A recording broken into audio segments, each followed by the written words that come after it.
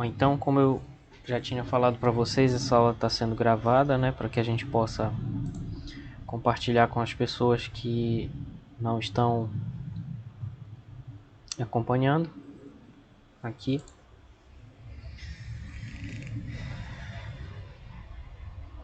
Enfim, então vamos lá. Alguma questão, pessoal? Alguém? Deixa eu só consertar isso aqui para não...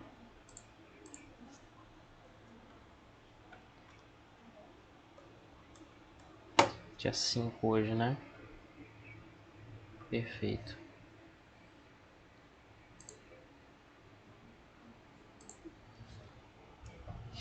Agora os vídeos vão ficar em 720p, né? Vai melhorar um pouquinho a qualidade do vídeo. Que eu troquei aqui de equipamento, né? E aí vamos melhorar um pouco. Muito bem, pessoal. Então, continuando aqui, vamos lembrar um pouco sobre a lei de Coulomb na sua versão escalar. Então, na sua versão escalar, essa lei ela afirma o seguinte: se tem duas cargas aqui, uma carga Q1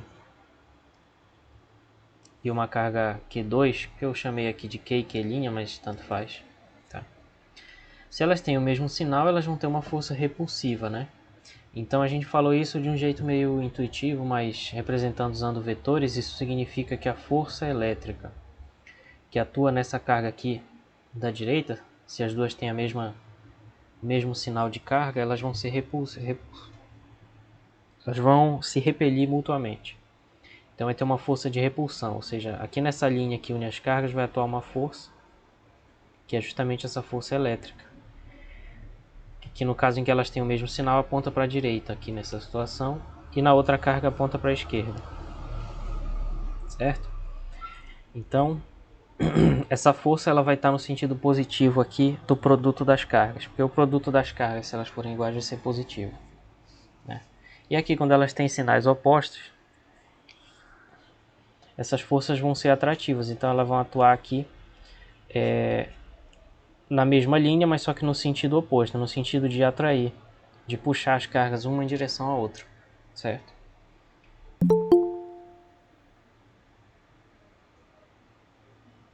Boa tarde. Então, resumindo, todas essas informações elas podem ser condensadas nessa fórmula que nós vimos na aula anterior, certo? Que diz que a força elétrica ela é 1 sobre 4π ε0 vezes o produto das cargas sobre o quadrado da distância que as separa. Então aqui a gente vê que se as cargas forem as duas positivas ou as duas negativas, a força vai ser também positiva. Então vai ser uma força de repulsão aqui, que vai ser esse caso aqui de cima. Esse primeiro caso aqui, né? E o segundo caso aqui vai ser quando elas estiverem em sentidos opostos. Então, tanto faz se a primeira é positiva e a outra é negativa, ou o contrário, a força vai ter um menos aqui, então ela vai ser atrativa. E tudo isso cabe nessa lei de Coulomb, né, onde o ε0 é uma constante, que nós já vimos na aula anterior, é 8,85 vezes 10 a menos 12. Unidade do SI aí, que tem que ver quais são, certo? E R é a distância que separa essas duas cargas pontuais. Vamos ver um exemplo. Então, suponha que nós temos aqui essas duas cargas Q e Q' separadas por uma distância R. E a força que atua aqui, não sei se ela é repulsiva ou se ela é atrativa, nesse caso tanto faz, que a gente vai lidar só com o módulo. O que acontece quando a carga triplica, certo? Então vamos ver o que acontece.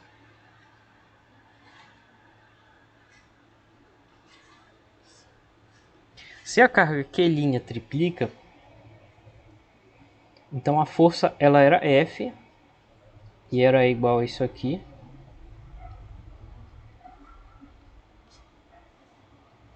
Né? Agora, se a carga Q' triplica, significa que em vez de Q' eu vou substituir 3Q'. Né? E ao fazer isso, a força vai ser uma uma nova força, eu vou chamar de F til, porque mudou, que vai ser 1 sobre 4πε0 vezes. A carga Q continua a mesma, mas a carga Q' mudou para 3 vezes o que era. Então, quando eu faço isso, se eu botar esse 3 em evidência, eu vejo que essa força nova vai ser 3 vezes a força antiga, porque se eu botar o 3 em evidência, o que fica aqui é exatamente a força antiga. Então, a força ela é igual a 3 vezes a força original. Isso significa que se uma das cargas triplica de valor, a força também triplica.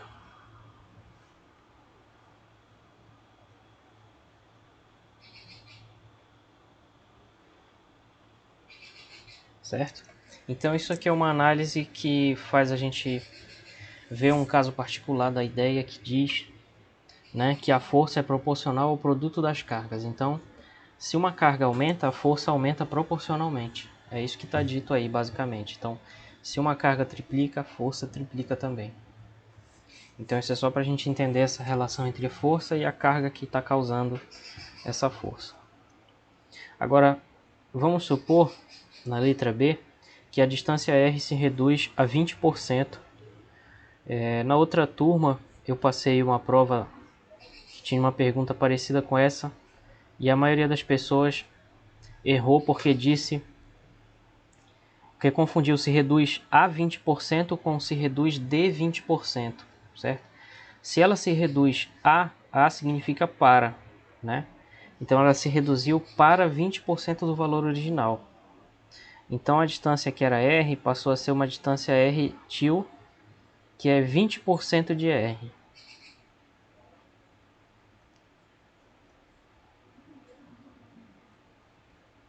Vinte por cento de R é 0,2 vezes R, tá? Então esse aqui é o novo raio. O que vai acontecer com a força? Então essa nova força na letra B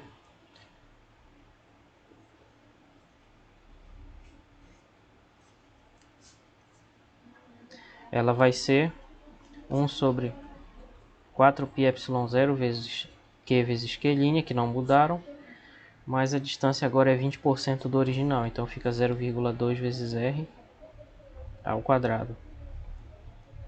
Então esse 0,2 vai dar 0,04, né? Que invertendo vai dar 25, tá? Então vou só deixar isso aqui no cantinho. 1 sobre 0,2 ao quadrado é 1 sobre 0,04, que é 1 sobre 4 sobre 100, que é 100 sobre 4, que é 25, tá? Então isso vai dar 25 vezes 1 sobre 4πε0, Q' sobre R2. Mas essa daqui é a força antiga F. Então isso vai dar 25 vezes F, tá? Então isso significa que se as cargas se aproximam,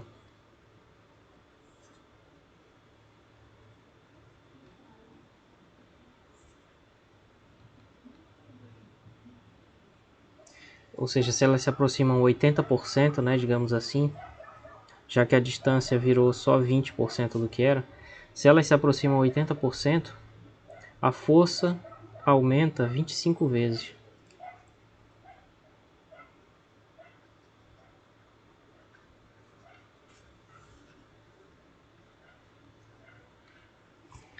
Certo, pessoal? Então, isso daqui é um exemplo de aplicação da lei do inverso do quadrado. Quer dizer, quanto mais próximas tiverem as cargas, maior vai ser a força.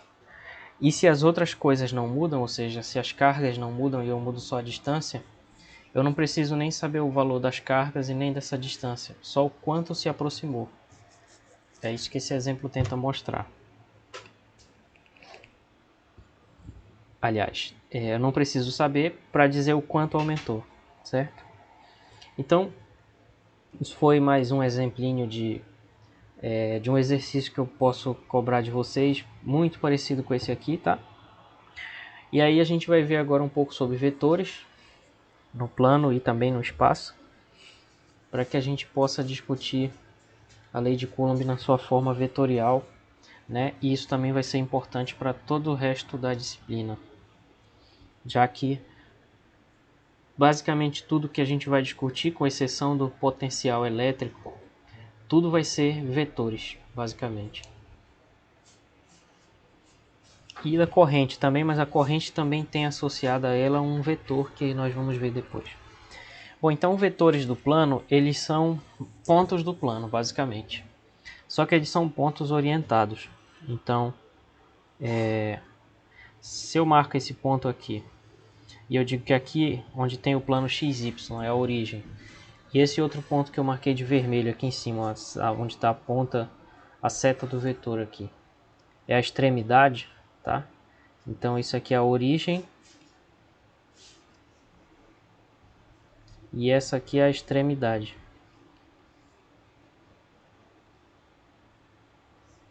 Tá? Então se eu marco origem e extremidade aí, eu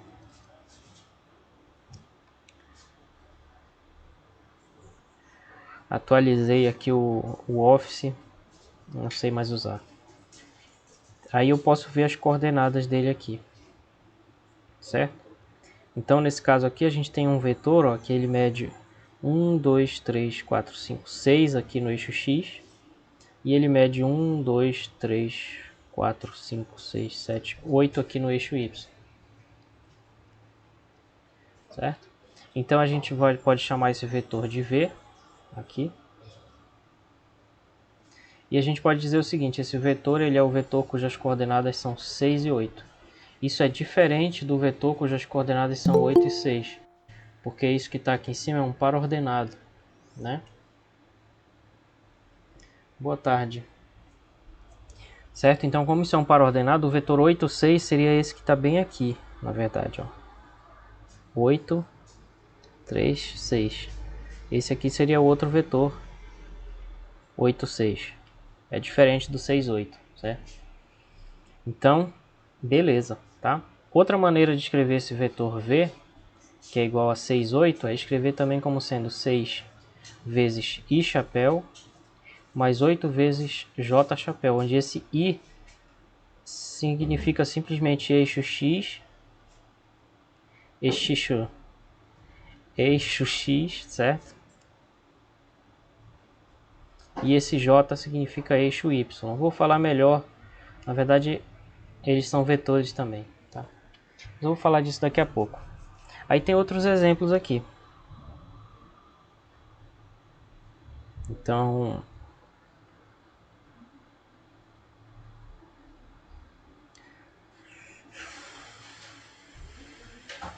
Então aqui, por exemplo, vai ter já negativo aqui no eixo X, né? Menos 3, 6, menos 7.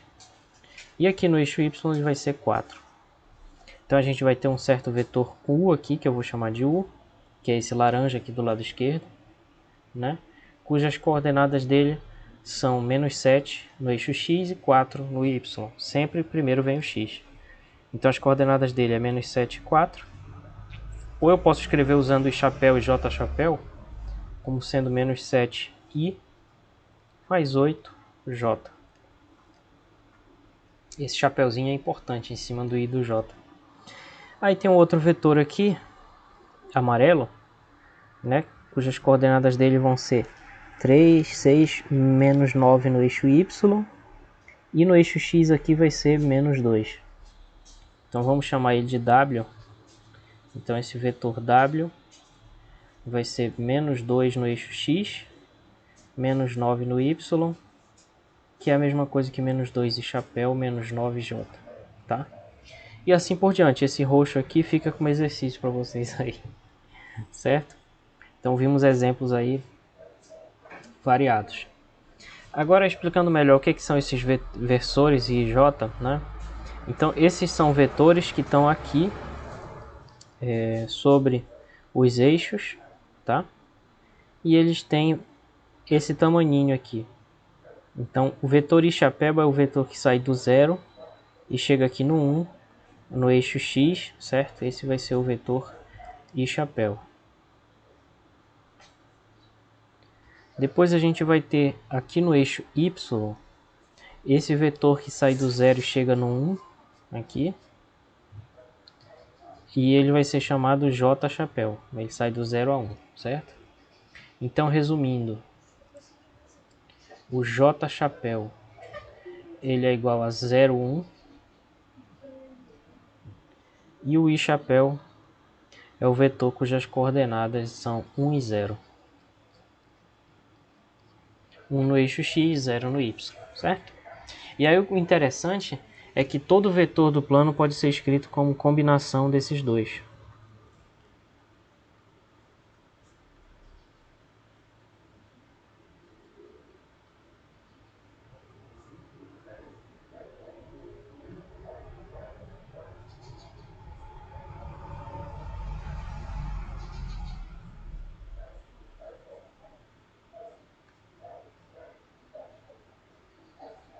Na verdade não é uma combinação qualquer, é uma combinação chamada de combinação linear.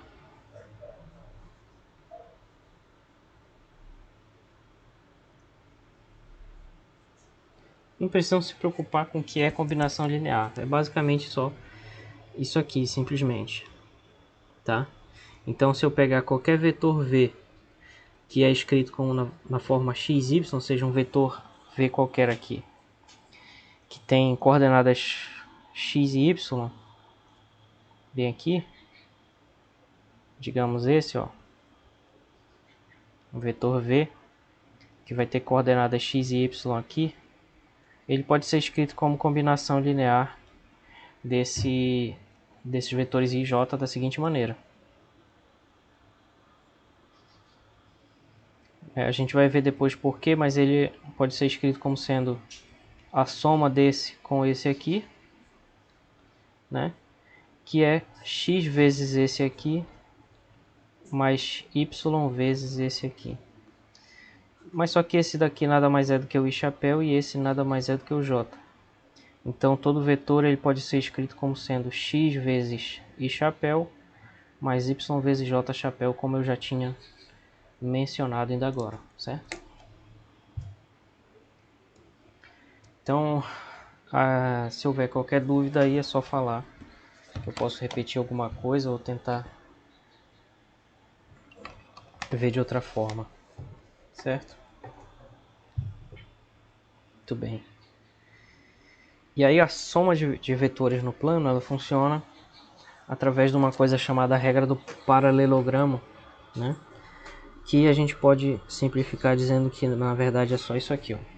Se a gente tem esse vetor u bem aqui, que ele vai nesse eixo de 0 a 2 e no outro de 0 a 5, e a gente tem esse outro vetor amarelo aqui, ó, que ele tem um tamanho bem aqui, que o tamanho dele a gente pode contar é 6 aqui no eixo x e 3 aqui no eixo y. Eu vou fazer de laranja que está quase invisível aqui. Então aqui nesse eixo vai ser 6 e aqui vai ser 3. Né? Então a gente tem dois vetores, u e v. Então a gente tem um vetor u aqui, que ele é igual ao vetor 2 e 5, que também posso escrever como 2i mais 5j. Né? E tem o v amarelo ali, né? Que tem coordenadas 6 e 3, que eu também posso escrever como 6i mais 3j. Então a pergunta é, como é que eu defino qual é o significado da soma desses dois vetores? Então a soma desses dois vetores ela é obtida somando componente a componente. Por quê? Porque a soma desses dois vai ser um certo vetor aqui, u mais v, que é esse vetor verde da figura, né? Que eu misturo amarelo com azul e dá verde, certo? Então vai ser esse vetor verde aqui, cujas coordenadas eu percebo, ó, porque aqui no eixo X eu vou somar esse tamanho com esse para obter as coordenadas X desse vetor, né? Então no fundo eu estou somando aqui 2 com 6. Então fica 2 mais 6 no eixo X. E aqui no eixo Y a mesma coisa. Então eu vou somar 5, que é esse tamanho daqui, com esse 3 daqui. Para eu poder obter o tamanho desse vetor verde, que equivale a começar na base do primeiro e terminar na extremidade do segundo. Então geometricamente, para somar vetores eu faço isso. Eu pego esse segundo termo aqui, que é o V, e eu posiciono a origem dele aonde termina o outro vetor U. E aí eu obtenho essa fórmula. Resumindo, soma componente a componente. Eu posso fazer isso usando... E aí vai dar 8 e 8, né? O vetor assim. E eu poderia fazer isso também, ó, somando aqui, I chapéu com I chapéu. Então ficaria 2 mais 6 I, e aqui 5 mais 3J. Então de qualquer forma dá 8I mais 8J, certo? Muito bem, pessoal. Tudo bem aí? Então é assim que a gente soma vetores, componente a componente. Isso daqui também é conhecido como regra do paralelogramo.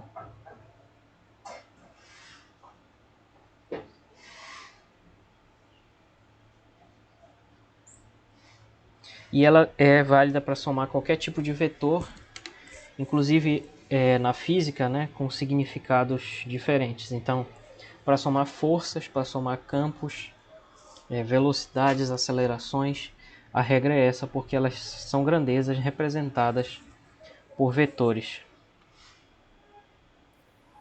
Professor? Diga. As duas formas que você apresentou de 8,8 ali, as coordenadas, né? E 8i chapéu mais 8j chapéu. Qual é a mais formal, assim, para o sistema internacional?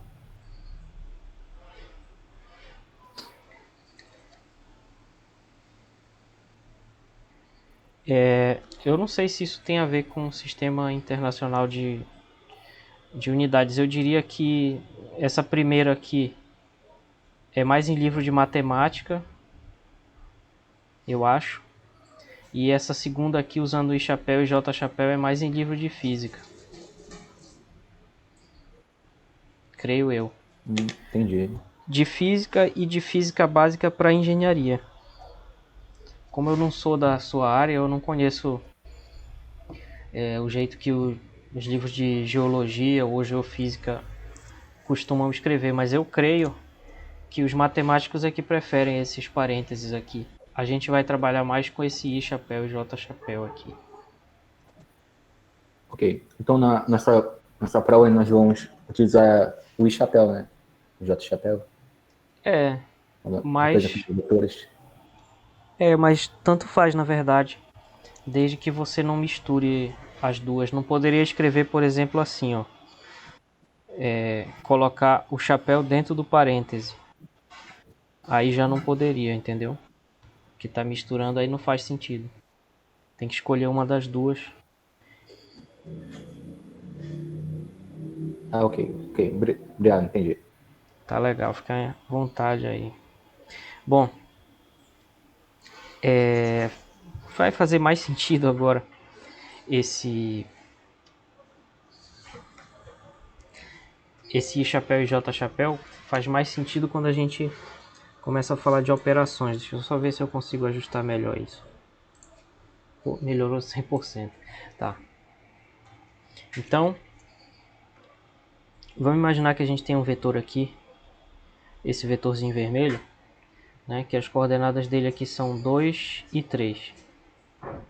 Então esse vetor, ele é 2i. Eu vou parar de usar os parênteses para a gente não ficar pensando em qual deveria ser.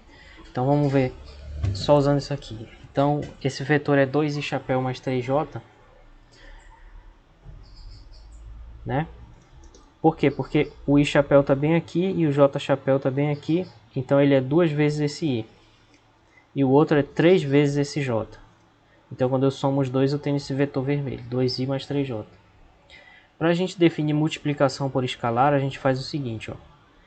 Esse vetor azul, que começa na verdade aqui, na base, e chega bem aqui, ele está na mesma direção do vermelho, certo?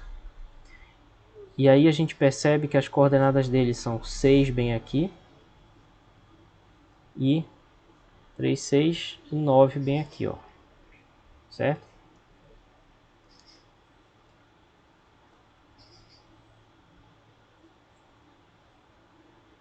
Muito bem. Então a gente vai ter um vetor que na verdade é igual ao v multiplicado por 3. Por quê? Porque eu peguei esse 2 aqui e multipliquei por 3. E aqui o 3 eu multipliquei por 3 também. Então quando a gente pega um vetor e estica ele da mesma forma, no eixo x e no eixo y, ele não vai mudar de direção. Isso é uma multiplicação por escalar. Então se eu multiplico esse vetor v por 3, né, vai ser 3 vezes isso aqui. Como é que eu sei quanto é que vai dar isso? É simplesmente multiplicar componente a componente. Então eu multiplico 3 vezes 2 na primeira, como se a gente estivesse fazendo uma distributividade com números mesmo. E ali 3 vezes 3, j. Então fica 6i mais 9j, que é esse vetor bem aqui. Então esse vetor azul, ele é igual a 3 vezes o vetor v, que é o vermelho.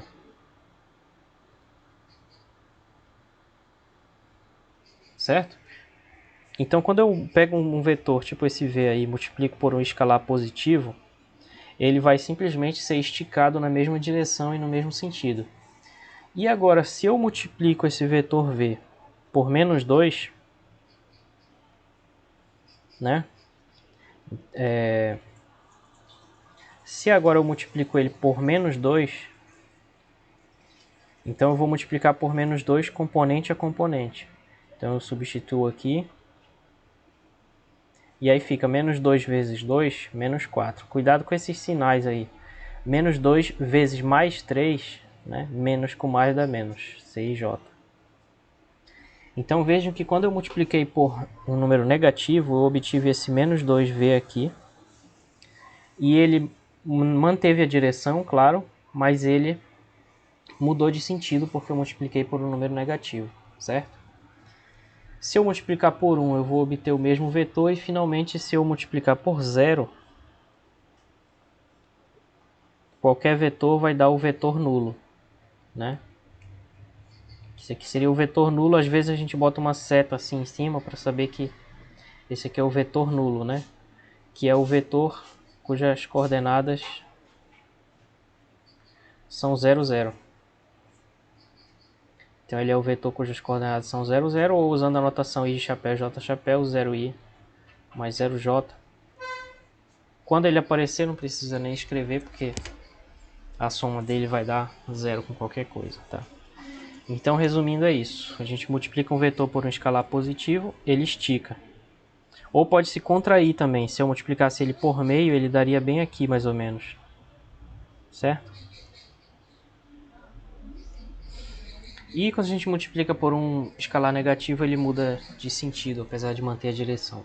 Basicamente é isso. Bom, aí o módulo, pessoal, o módulo é a distância, é o comprimento também chamado comprimento do vetor.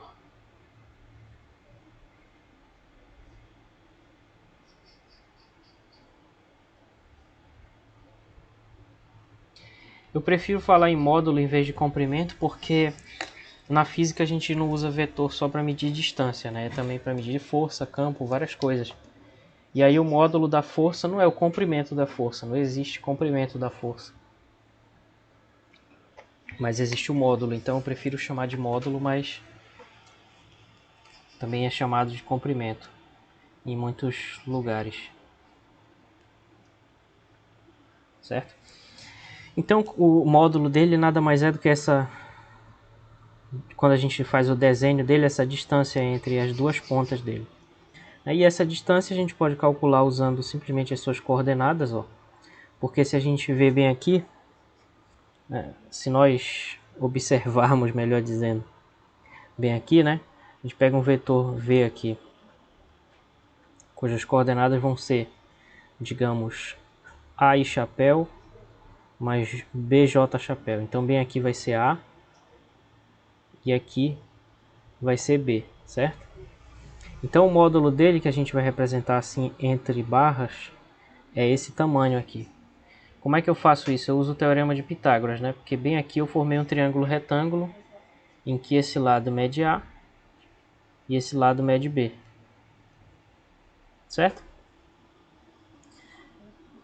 Então fica o quadrado do módulo, esse aqui é o módulo.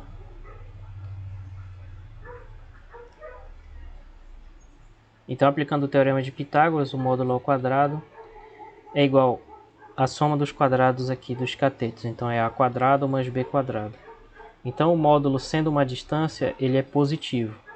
Então quando eu tiro a raiz, fica ele mesmo. E aí fica a raiz de A quadrado mais B ao quadrado. Tá? Então essa daqui é a fórmula do módulo. Certo? É a raiz quadrada da soma dos quadrados das componentes do vetor. Então vamos ver um exemplo.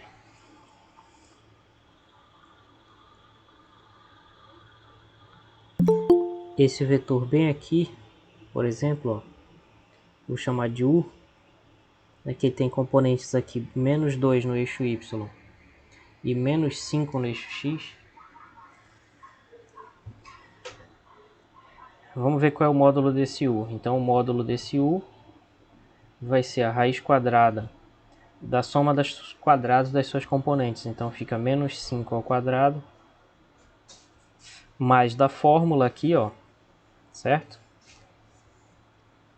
O menos 2 ao quadrado também. Então esse é o módulo desse vetor U aqui do desenho. Então o módulo de U fica a raiz quadrada de 25 mais 4, que é a raiz quadrada de 29, não tem nem muito o que simplificar aqui.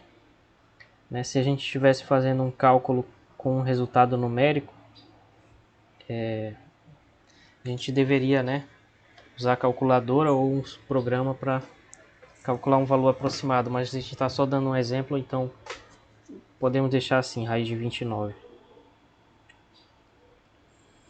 Bom, aí, uma vez que a gente viu aí como fazer soma, multiplicação por escalar, módulo, a gente pode falar sobre uma coisa importante que são os vetores unitários. Então, um vetor unitário é um vetor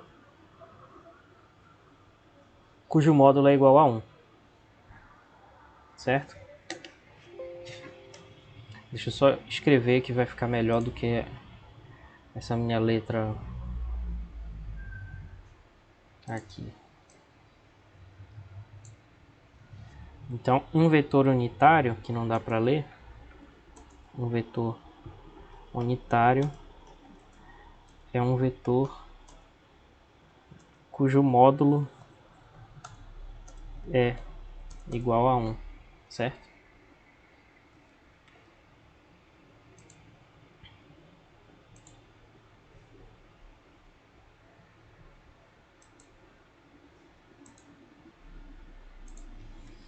Então, um vetor unitário é um vetor cujo módulo é igual a 1. Então, qualquer vetor que pertença a esse círculo que eu desenhei vai ser um vetor unitário. Por quê?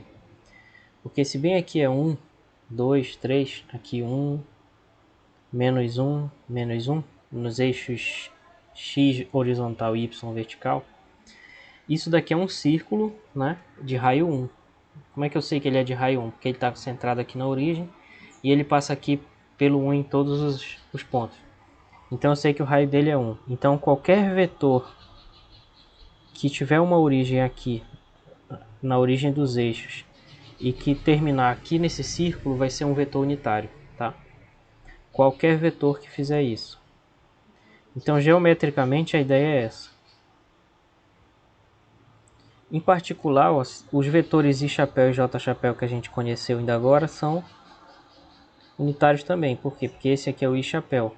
Ele vai exatamente de 0 a 1. E esse aqui é o J. Ele vai exatamente de 0 a 1, só que no eixo Y, tá? Então, exemplos iniciais que a gente tem I chapéu e J chapéu, certo?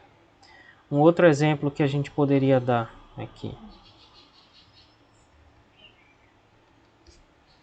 poderia ser esse daqui. U igual a 1 sobre raiz de 2i mais 1 sobre raiz de 2j. Esse vetor é unitário. Por quê? Porque se eu calcular o módulo dele,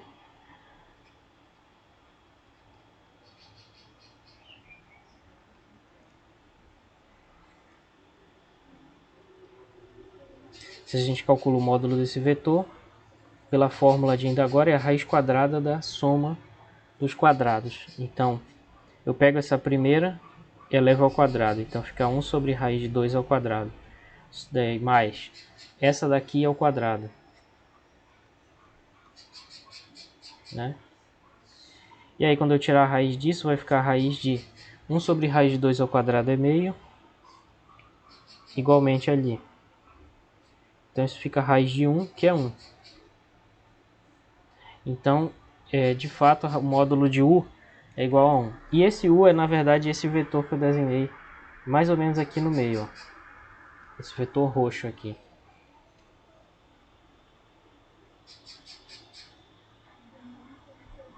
Certo? E o módulo dele vai ser 1. Tá? Os vetores unitários, eles são direções, basicamente. Eles são úteis para dar direções. Então, quando a gente for estudar, por exemplo, lei de Gauss, a gente vai precisar de um vetor normal a uma superfície. E esse vetor é unitário, certo? Que a gente vai chamar de n.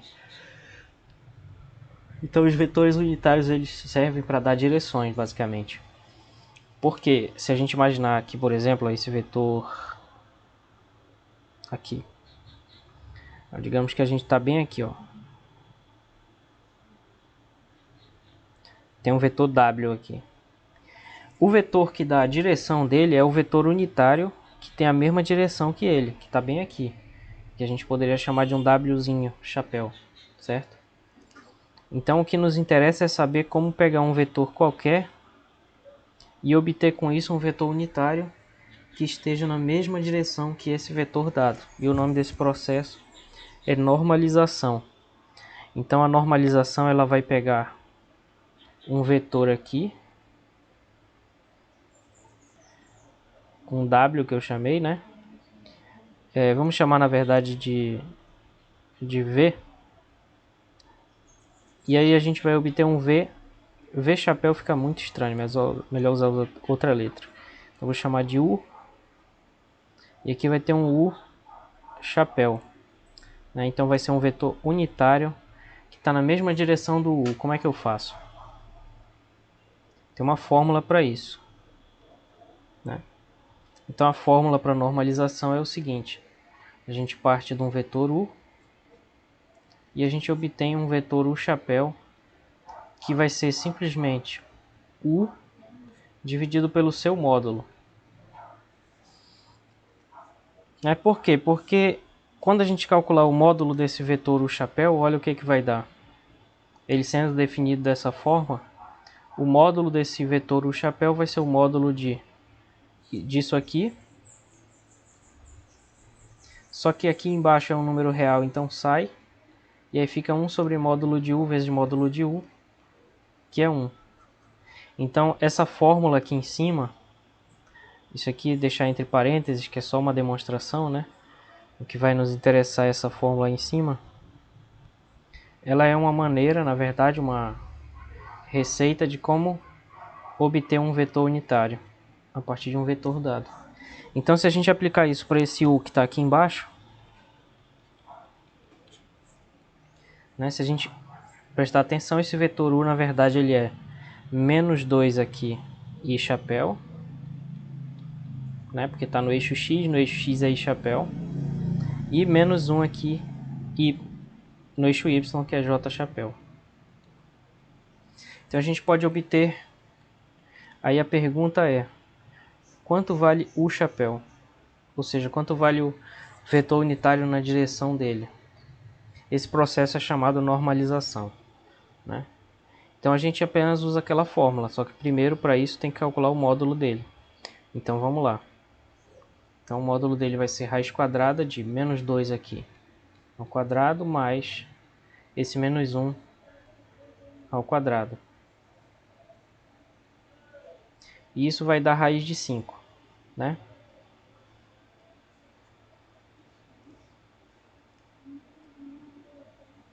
Certo? Então com isso o chapéu vai ser menos 2i menos 1j, que é o u, dividido pelo seu módulo, que é raiz de 5. Eu acho melhor escrever desse jeito aqui, deixar assim. Mas se a gente quiser ver as componentes, poderia escrever assim, menos 2 sobre raiz de 5 i chapéu, menos 1 sobre raiz de 5 j chapéu. Certo? Então esse aqui é o processo de normalização que ele dá as direções. Então a gente diz que esse u chapéu é a direção desse vetor u.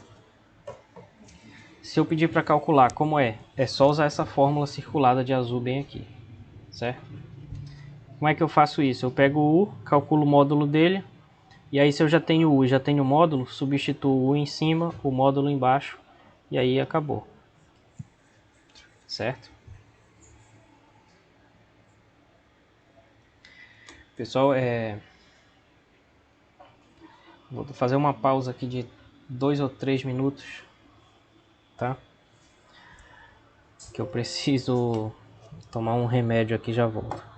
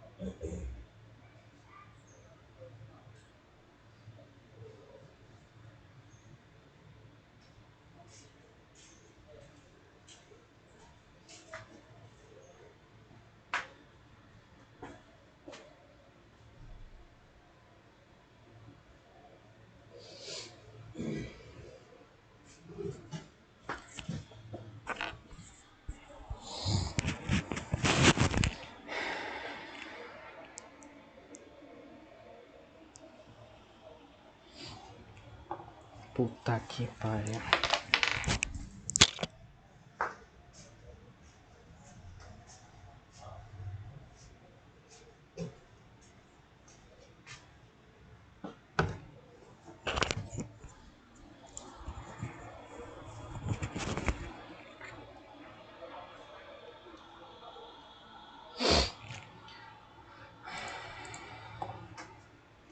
Voltei aqui, pessoal, foi mal aí, só fui tomar um remédio pra azia aqui. Comi farinha demais hoje. Bom, então voltando, a gente tem como calcular também a distância, né, entre dois vetores. Isso é mais fácil do que parece, tá? Então a distância entre dois vetores, ela é simplesmente o módulo da diferença dos dois. Então nesse caso seria módulo de V menos U. Só que essa diferença tanto faz a ordem. Então ela na verdade também é igual ao módulo de U menos V. Tanto faz, certo? Então essa distância é o que vai dar esse número Dzinho bem aqui, ó, que eu vou chamar de D, bem aqui entre U e V. Então essa distância D, ela é igual ao módulo de V menos U. Por que ela é isso? Né? Porque vamos dizer que esse vetor aqui se chame X. Então pelo que nós vimos ainda agora, então o que importa é esse vermelho aqui, certo? Eu vou fazer só uma breve demonstração do porquê que a ideia é essa. Então, se a gente chamar esse vetor bem aqui, que começa aqui no e termina no V, se a gente chamar ele de X, certo? Então, pelo que nós vimos sobre soma de vetores, a soma de U com X vai dar esse vetor V. Então, esse vetor X, na verdade, ele é igual a V menos U. E a distância entre esses dois vetores nada mais é do que o módulo desse vetor. Então a distância é igual ao módulo desse vetor x, que nada mais é do que o módulo de V menos U, certo, pessoal? Então é basicamente isso. Aí a gente pode ver um exemplo aqui que está bem bagunçado. Então deixa eu fazer um outro exemplo aqui.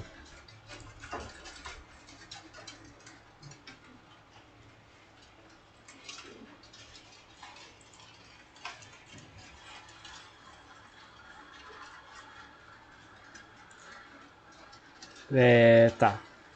Então vamos supor que esse vetor U ele seja igual a 1 e 4, mais ou menos como está aí na figura, né?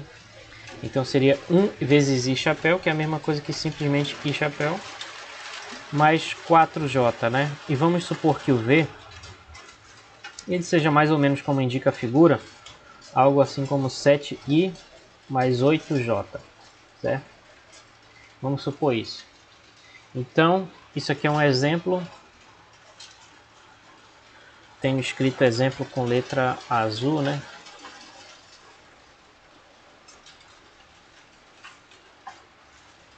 Então, calcule a distância entre esses dois vetores aqui. A distância entre eles, né? Então, essa distância que eu chamei de D aqui, ela vai ser o módulo de V menos U. E aí a diferença a gente nem falou, né? Mas assim como na soma, vocês conseguem me ouvir bem aí? Começou a chover pra caramba aqui. Tem como eu... Sim. Dá pra entender ainda? Dá. É porque eu poderia aumentar a sensibilidade ali do microfone, mas eu não sei nem se vai... Enfim. Ou eu posso gritar aqui mesmo. Mas que ótimo que não precisa. Bom. Então... A diferença é simplesmente uma diferença componente a componente, tá? Então a gente pode primeiro calcular a diferença ou calcular a diferença aqui dentro dessas barras. Vou fazer assim.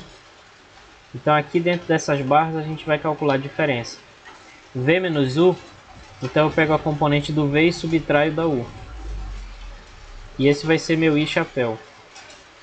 Depois eu somo isso com a diferença das componentes J vezes J chapéu, né?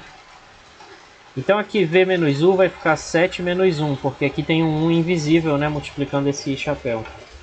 Então aqui fica 7 menos 1 I chapéu. Depois na componente J eu subtraio a componente J do V. Por que do V? Porque o V está primeiro aqui. Então vai ficar 8 menos 4. Então essa distância é o módulo, né? E aqui vai ficar 7 menos 1, 6i, 8 menos 4, 4j.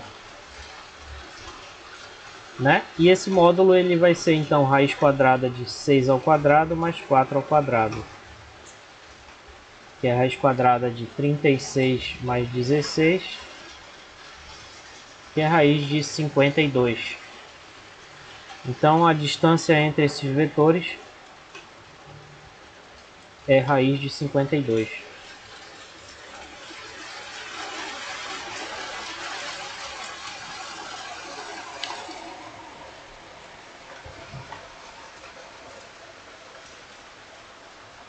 Certo, pessoal?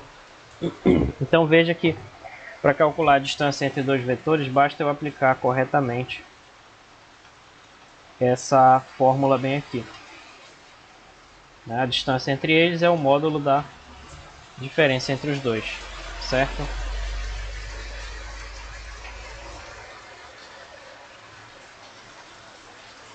Vamos falar um pouco então sobre vetores no espaço, né? Porque tudo que a gente estava discutindo aqui era no plano.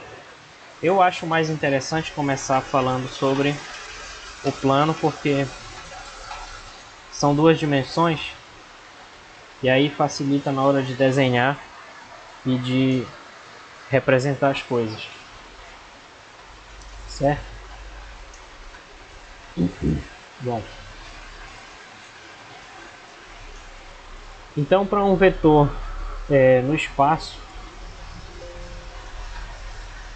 em vez de precisar de dois números, a gente vai precisar de 3 para representar esse vetor, que vão ser as coordenadas, né? Então lá no plano a gente marcava dois números, aqui a gente vai marcar 3, um em cada eixo também, certo? Dado esse ponto P bem aqui, esse aqui, a gente tem que fazer projeções, né? Ou seja, levar ele aqui para o eixo X, para o eixo Y e para o eixo Z, de tal maneira que a gente forme aqui um paralelepípedo, todo reto, claro, né? Sendo que esse ponto P vai ser essa esquina aqui, esse vértice dessa caixa, e a origem vai estar diametralmente oposta a ela aqui. Parece difícil, mas não é. Então, quando a gente faz isso, a gente vai ter um ponto P que a gente pode escrever como sendo x, vírgula y, vírgula z entre parênteses, né? Onde isso aqui não vai mais ser um par ordenado, mas sim um trio ordenado. E eu vou só mudar a cor aqui para ficar melhor de ver. Devia ter feito já assim, certo? Então isso daqui é um ponto no espaço.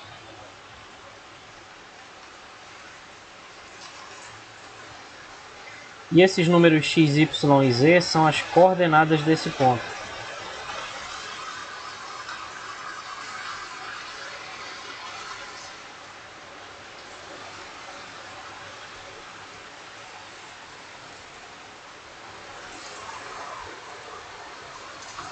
Então tá chovendo pra caramba aqui, se faltar energia. Se eu sumir do nada aí é porque faltou energia, certo? Mas beleza. O que foi que eu fiz?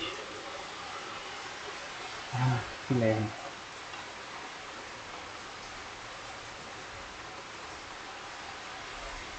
Ah, tá aqui. Muito bem.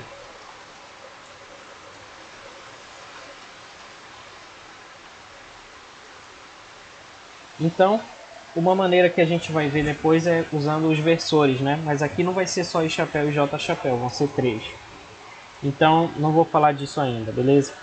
Então é assim que a gente faz. Ó, se esse ponto ele tivesse aqui do lado esquerdo,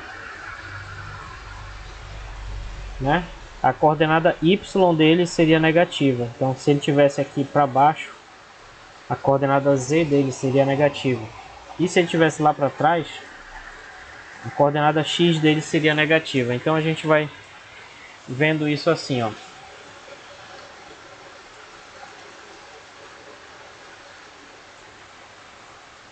Então assim como aqui no plano XY, que agora é só um pedaço do espaço, a gente tinha bem aqui os vetores I chapéu e J chapéu. Aqui no espaço, além do I e do J, a gente vai ter uma direção que é perpendicular a essas duas, forma um ângulo reto aqui com as duas, né? Que é o K chapéu, certo? Então as coordenadas desses pontos vai ser o seguinte, ó. A coordenada do I chapéu, ela é 1 no eixo X, que bem aqui é 1, aqui é 1 e aqui é 1 também, a unidade, né? Então a coordenada desse ponto aqui que representa o vetor I chapéu é 1 no eixo X, 0 no Y, porque ele está aqui nessa direção, ele vai cair exatamente no zero aqui do X, do Y e do Z, então ele vai ser 0 no Y e 0 no Z. O J chapéu, ele está nesse 1 bem aqui. Vou fazer de outra cor porque não está dando para definir aqui isso.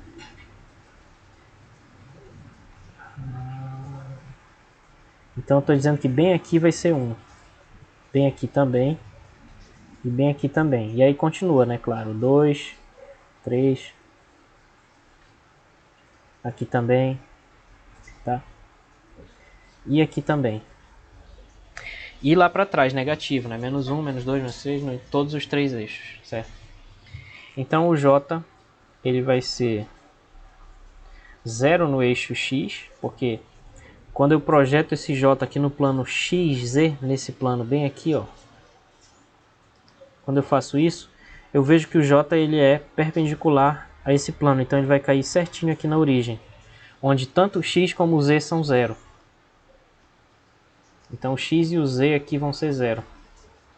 Só que a coordenada Y dele está sobre o eixo Y, então vai ser 1. E aí, pelo que nós já vimos que vai acontecer, então o K chapéu vai ser 0, 0 e 1. Né? Porque ele vai ter coordenadas 0, 0 aqui no X e no Y, e ele vai estar na unidade justamente aqui no eixo Z. Em alguns livros também existe uma outra notação. Eles também chamam o I chapéu de X chapéu, o J de Y chapéu e o K de Z chapéu. Tanto faz, tá? Então a gente pode usar as duas aqui, não faz diferença. E aí para marcar um ponto no plano, no espaço, a gente pode aproveitar o I, o J e o K chapéu, certo? Então eu vou tentar fazer isso aqui. Então se a gente marcar um ponto aqui no espaço, como é que a gente sabe as coordenadas dele? Vamos supor que fosse assim, bem aqui, 1, 2 e 3. Então aqui estaria I chapéu. Depois aqui o J, a gente vai ter 1, 2, 3 e aqui o K. 1, 2 e 3 também. 4, 5, assim por diante. Então vamos marcar um vetor aqui, num ponto do espaço, onde a gente vai projetar esse ponto bem aqui, de maneira que a coordenada Y dele vai ser 3 e a X dele vai ser 2. Né? E aí para saber a altura Z dele, eu vou marcar bem aqui e bem aqui também.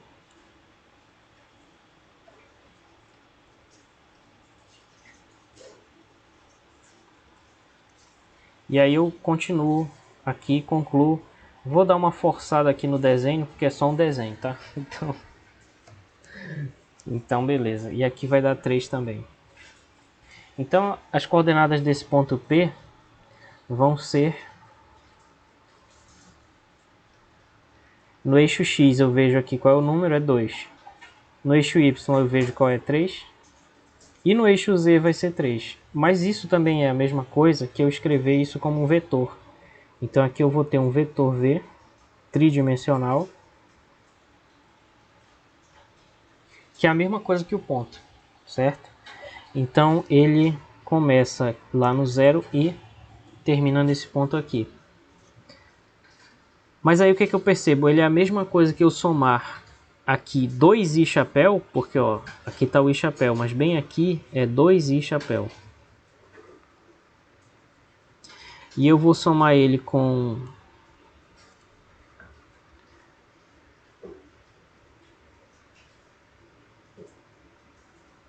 então bem aqui tem um 2i chapéu, aqui tem um 3j e bem aqui tem 3 vezes o k.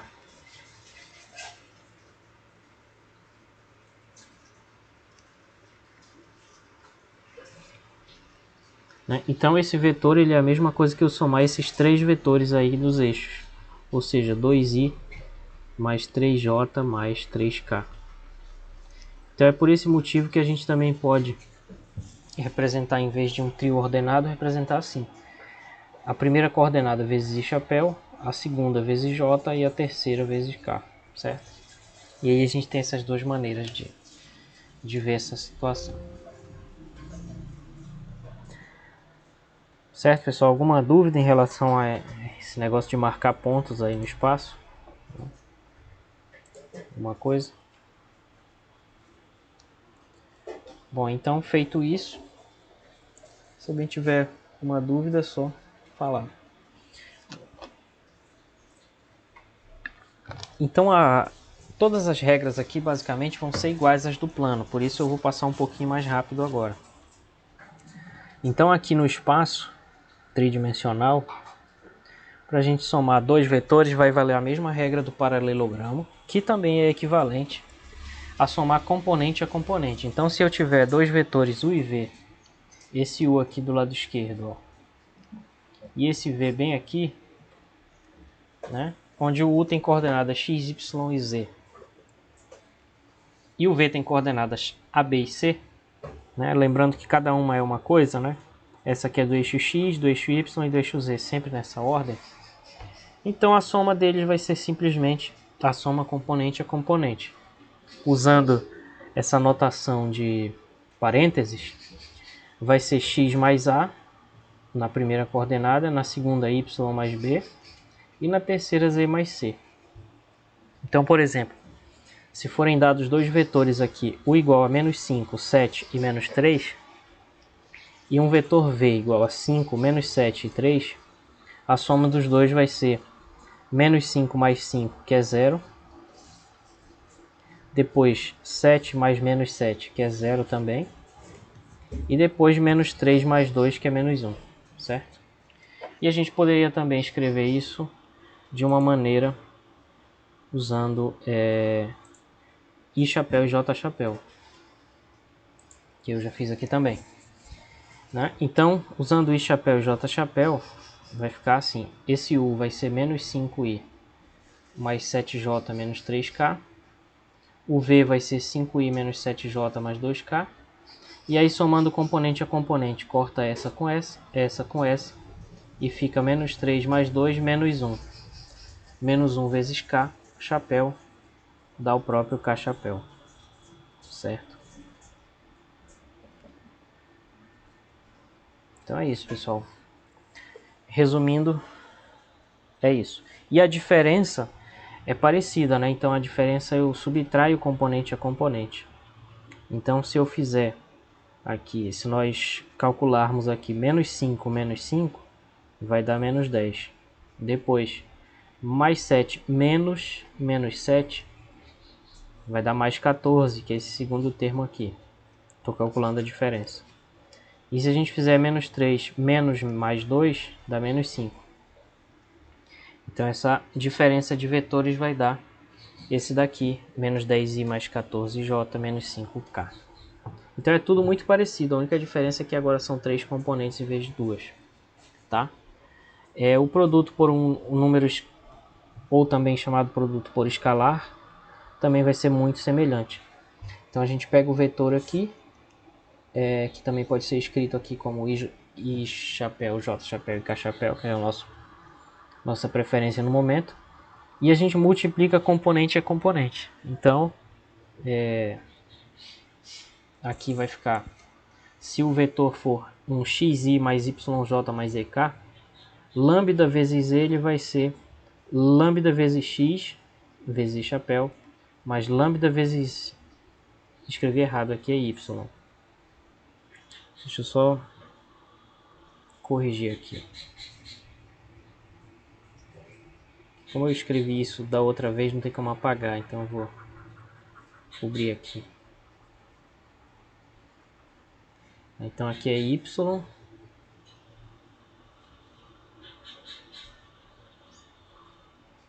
lambda vezes y mais lambda vezes z, K chapéu, certo, pessoal? Então, se a gente aplicar esse raciocínio aqui para o 2u, onde esse u é esse vetor do exemplo aqui em cima, então fica 2 vezes 3i mais 4j mais 2k, então vai ficar 2 vezes 3 aqui, 6, depois 2 vezes 4, 8, 2 vezes 2, que é o último termo, 4k. Então o raciocínio aqui é exatamente o mesmo do caso bidimensional, a diferença é que agora tem uma componente a mais, mas o raciocínio, a regra é a mesma, multiplique componente a componente. Depois a gente tem o módulo, né? Então o módulo, se a gente marcar um ponto bem aqui, P, um vetor, né? E a gente projetar ele aqui nos eixos x, y e z, então vai ficar mais ou menos assim. Aqui vai ser a coordenada y dele, aqui vai ser a x. E aqui vai ser a z.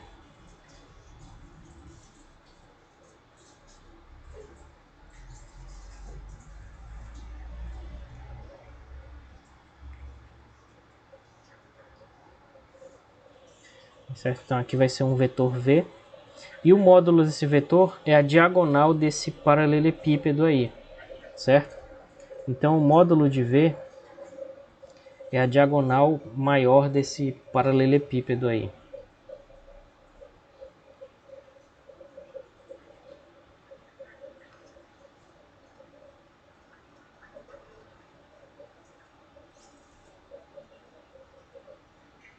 E tem uma fórmula para essa diagonal. Então deixa eu só completar aqui, que aqui é z. Tá? Então a fórmula para essa diagonal é simplesmente a raiz quadrada da soma dos quadrados desses três números. Então vai ser x ao quadrado mais y ao quadrado mais z ao quadrado. No caso em que o vetor v vale xi mais yj mais ek. Certo? Então, essa é a fórmula.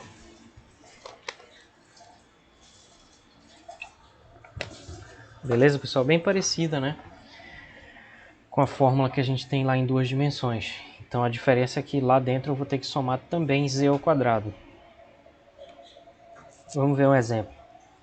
Então, se a gente tivesse aqui esse vetor, vamos chamar de W aqui. A gente pode usar letra maiúscula também, não precisa ser minúscula, poderia ser A, B. Então se a gente tivesse vetor B aqui, igual a menos 1 i chapéu mais 6j menos a raiz de 3 vezes k, a gente também pode calcular o módulo dele. Então o módulo desse vetor B vai ser raiz quadrada. A primeira componente, na verdade, é menos 1, né? Que esse sinal de menos está multiplicando o i, então é menos 1 ao quadrado. Depois, o quadrado da segunda componente, que é 6, né? Então fica 6 ao quadrado. E o quadrado da terceira componente, que é menos raiz de 3 ao quadrado, certo?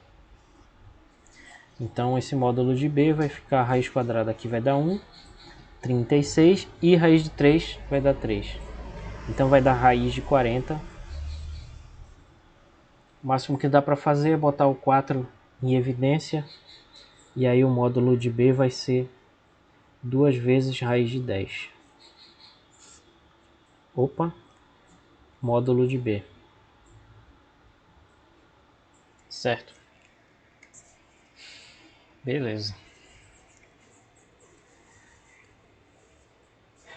E aí vetores unitários agora vão ser vetores que estão não em um círculo, mas em uma esfera de raio 1.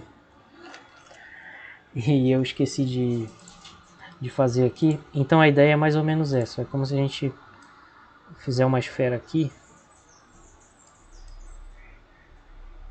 e centralizar direitinho ela. Na verdade isso aqui é uma elipse, né? Tá meio achatado. Agora melhorou.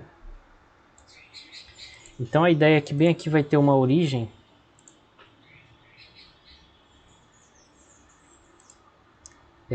Não sei se eu vou conseguir fazer qualquer coisa agora.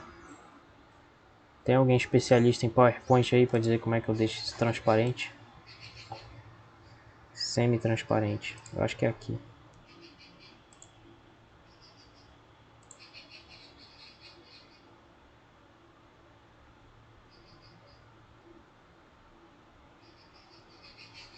Tá aqui.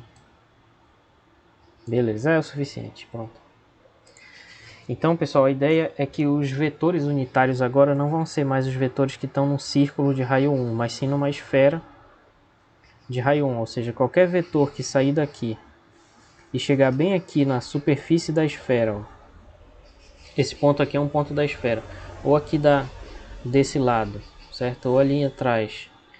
Qualquer um que bata nessa superfície da esfera de raio 1 vai ser um vetor unitário, certo? Então um vetor unitário é a mesma definição anterior, é um vetor que tem módulo 1. Então se eu vier aqui em cima, quando eu falei de vetores unitários, é essa mesma definição. Ó. O que vai mudar agora é a diferença de como eu calculo esse módulo.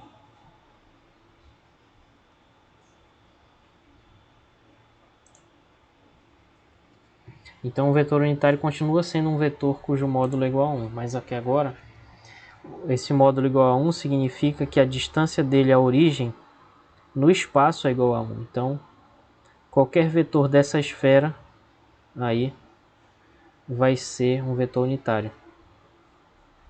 Né? Ou seja, isso implica que qualquer vetor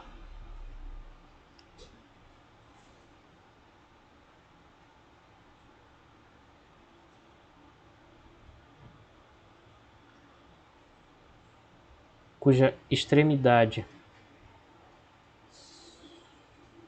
esteja na esfera de raio 1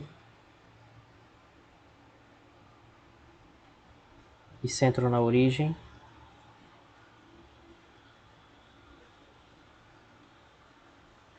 é um vetor unitário, certo? A gente não vai usar isso aqui que eu estou escrevendo para fazer nenhum cálculo, né? Isso é só para entender mesmo, tá? Então, exemplos vão ser esses três aqui. Ó, esse vetor aqui, que é o I chapéu. Esse vetor bem aqui, que é o J chapéu. E esse vetor bem aqui, que é o K chapéu, são vetores unitários, porque os três vão estar nessa esfera, certo? Ou seja, né, discutindo uma questão de fórmula, na fórmula isso significa o seguinte, que o módulo desse vetor U, para ele ser unitário, tem que ser igual a 1, e se ele tiver coordenadas assim, x, y, z, x, y, j, z, k,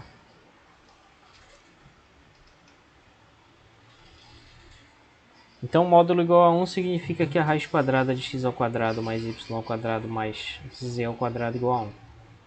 Então se as coordenadas desse vetor satisfazem essa igualdade aqui, então ele é unitário. Então veja que tem um jeito geométrico, né, e tem um jeito algébrico de identificar se ele é unitário. Qual é o jeito geométrico? É ver se ele tá, se a gente pode encaixar ele nessa esfera de raio 1 e centro na origem do espaço tridimensional. Isso é geometria. Ou o jeito geométrico, né? Verificar se as coordenadas dele satisfazem essa relação aqui embaixo. E aí a gente pode pegar, assim como a gente fez no plano, pode pegar qualquer vetor e normalizar ele, ou seja, dado um certo vetor u, né, dado um vetor qualquer entre aspas, né, o vetor qualquer v, que na verdade ele não pode ser zero, né, podemos normalizá-lo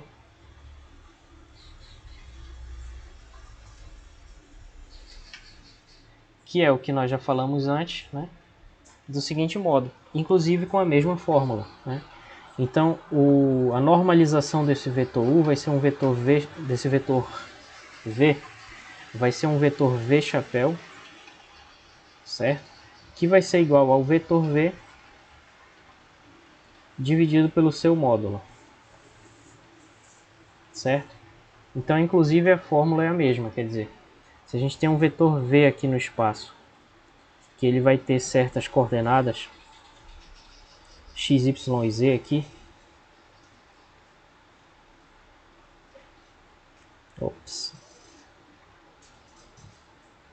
x, y e z,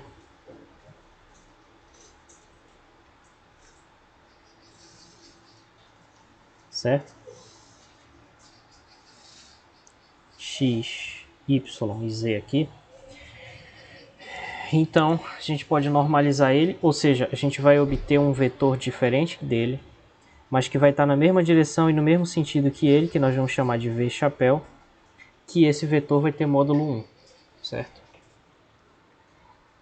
Então, a gente pode ver um exemplo. A gente pode ver um exemplo disso.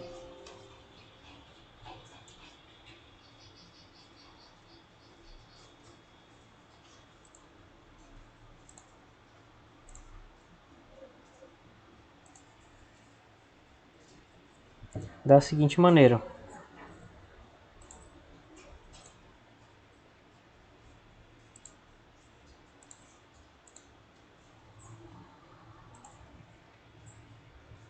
Vamos ver aqui um exemplo.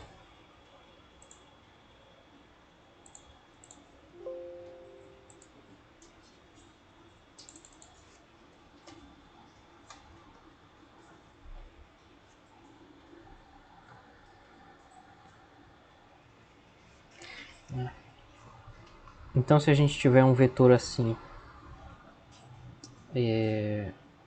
u igual a menos i mais 1 sobre raiz de 2j. Não, essa raiz de 2 é chato, né? Vou ver assim. Divisão assim vai ficar feio. Mais raiz de 3k. Vamos ver qual é o vetor normal que está na mesma direção desse aí.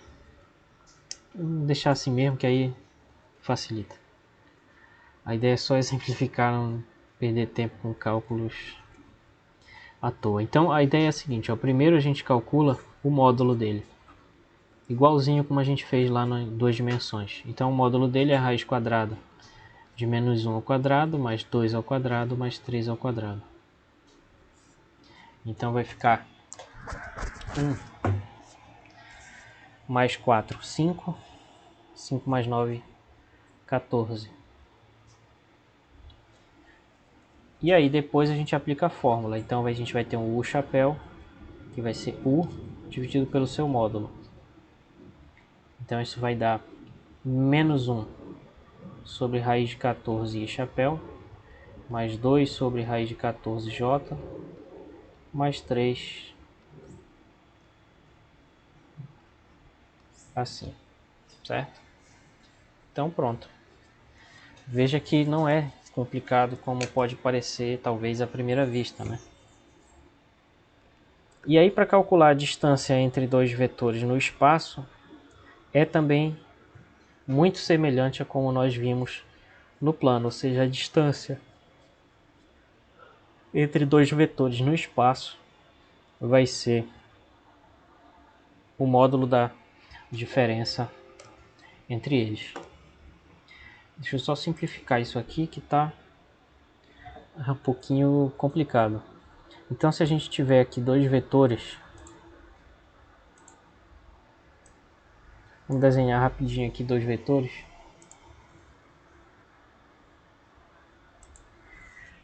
U e V. Aqui. Então a diferença entre eles vai ser um outro vetor que vai começar bem aqui onde termina um deles e vai terminar ali onde começa o outro. Vamos só mudar ele aqui, que é azul com amarelo dá verde. Fica mais fácil de entender, tá?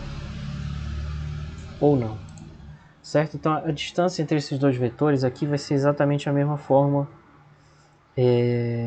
do plano. Então, se esse aqui for um vetor U e esse aqui for um vetor V, então bem aqui a gente vai ter um vetor diferença que vai ser o vetor V menos U. E essa distância entre esses dois pontos vai continuar a ser o módulo de V menos U. Então, por exemplo, se o vetor U for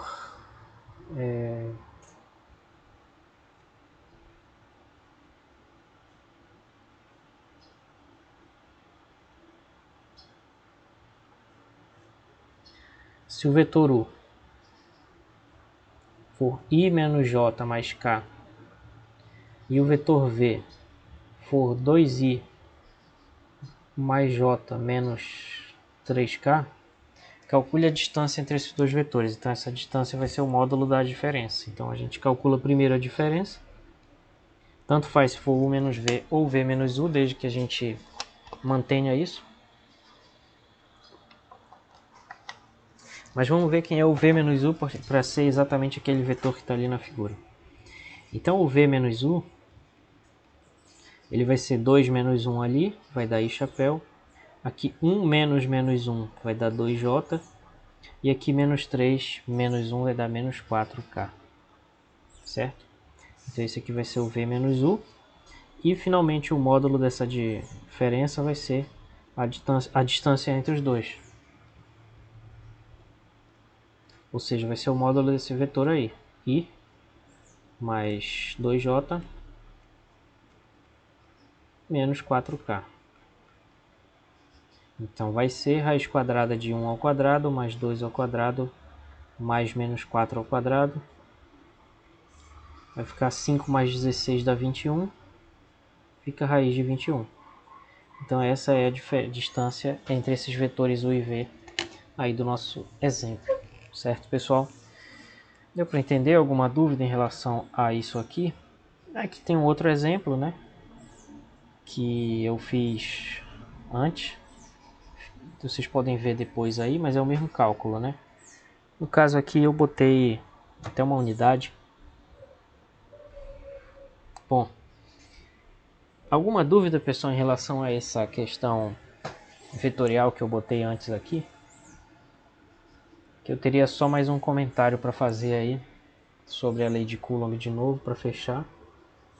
E aí a gente encerra, tá? Ok. Então vamos lá. Então, às vezes é um pouco assim mesmo, né? Quando a gente está estudando física, tem que parar para ver um pouco da matemática que a gente vai precisar. Porque se eu simplesmente não dissesse, essas coisas às vezes podem ser um pouco chatas de encontrar.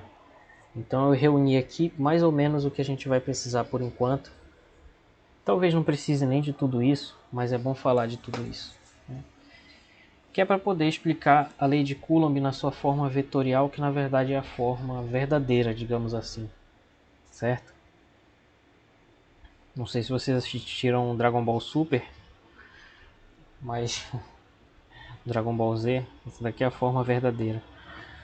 Que nem o Freeza na terceira transformação, mas enfim. Então, a lei de Coulomb, ela é uma lei de força entre duas partículas, né? Então, vamos localizar duas partículas aqui, quer dizer, vai ter um certo vetor aqui que vai localizar uma carga Q1 e um certo outro vetor aqui vai localizar uma carga Q2. E aí a lei de Coulomb vai dar a força entre essas duas cargas, tá? Pode ser atrativa ou repulsiva, mas em relação aos vetores, o que vai acontecer é o seguinte: a força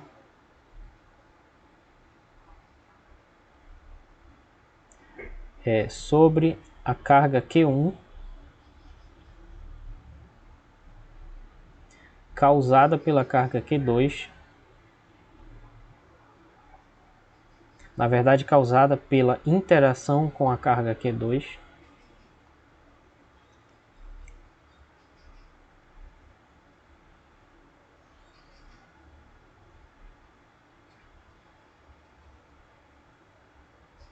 em módulo, na verdade não é nem em módulo, né? Tá? Que agora é vetor, né? Então essa força sobre a carga Q1 causada pela Q2 é o vetor que nós vamos chamar assim, vetor F1, tá? E aí a força sobre a carga 2 a gente chama de F2. Então essa força ela vai ser 1 sobre 4π ε0 vezes Q1, Q2 dividido pela distância entre as duas, que nós vamos chamar de R, ao quadrado, vezes um R chapéu aqui, que é justamente um vetor unitário, tá? Então essa que é a diferença com a forma escalar, é esse R chapéu aqui, que ele é a normalização, ou seja, a direção de 1 até 2. Então esse Rzinho chapéu ele vai ser esse versor bem aqui.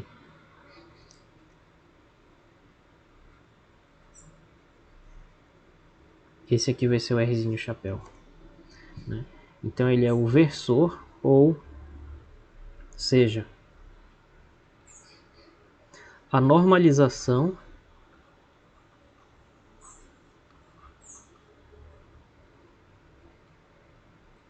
do vetor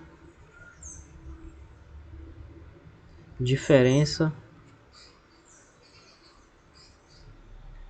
que na verdade dá a diferença entre as posições. Então seria o vetor que dá a diferença entre as duas posições.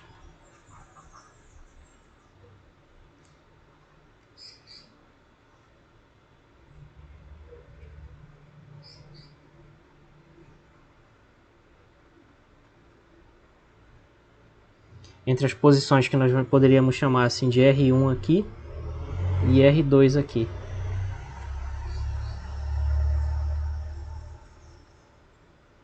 Então na verdade esse Rzinho chapéu ele é R1 menos R2 dividido pelo módulo de R1 menos R2, tá? Então eu não sei se eu vou pedir em algum exercício para vocês calcularem isso, mas a fórmula é essa aqui. E a lei de Coulomb vetorial, que é a parte mais importante, é essa, bem aqui, tá? Então eu estou usando isso aqui só para enfatizar o seguinte: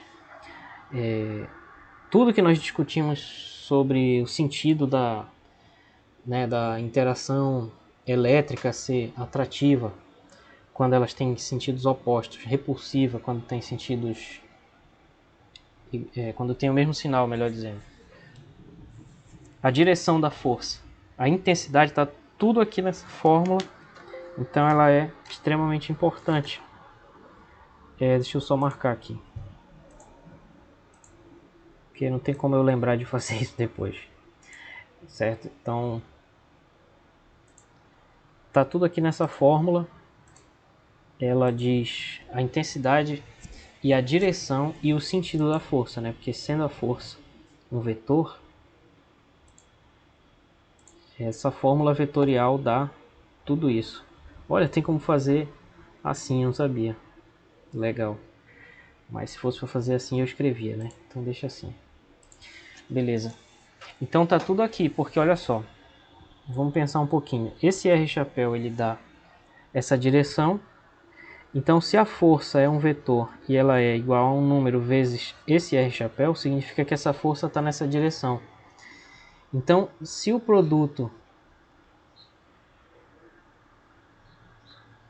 se as duas têm o mesmo sinal, a força vai estar bem aqui, ó, né? Na mesma direção, mas ela vai estar afastando. Por quê? Porque aqui vai dar positivo. Então vai ficar na direção positiva do versor R chapéu. E essa força vai vir para cá. Então a força vai ser repulsiva, certo? Se Q1 vezes Q2 for positivo, né? Significa que as duas têm o mesmo sinal. Agora, se elas tiverem sinais opostos, a força vai estar bem aqui, atraindo as duas. Por quê? Porque agora esse escalar Q1, Q2 vai ser negativo, né? Imagina, se uma carga for 1 coulomb e a outra for menos 2, elas têm sinais opostos. E então esse Q1, Q2 vai ser negativo. Se Q1 vezes Q2 for negativo, a força vai ser essa aqui. Por quê? Porque aqui vai dar menos R chapéu. Então vai estar no sentido oposto ao R chapéu. Que o R chapéu aponta para cá, a força vai estar para cá. Certo?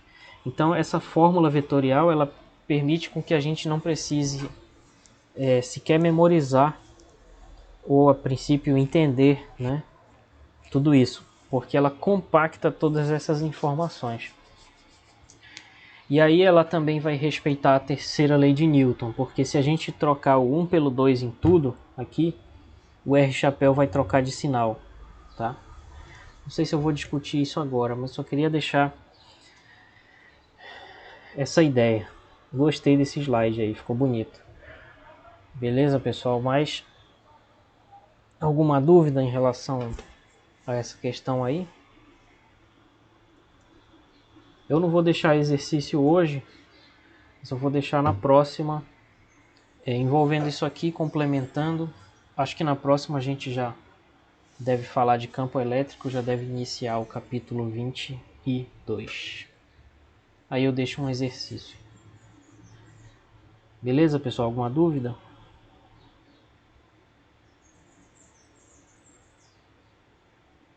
Não? Tá bom. Beleza, pessoal. Então, boa semana para vocês aí, uma ótima semana. Boa tarde. E qualquer coisa estamos aí, tá bom?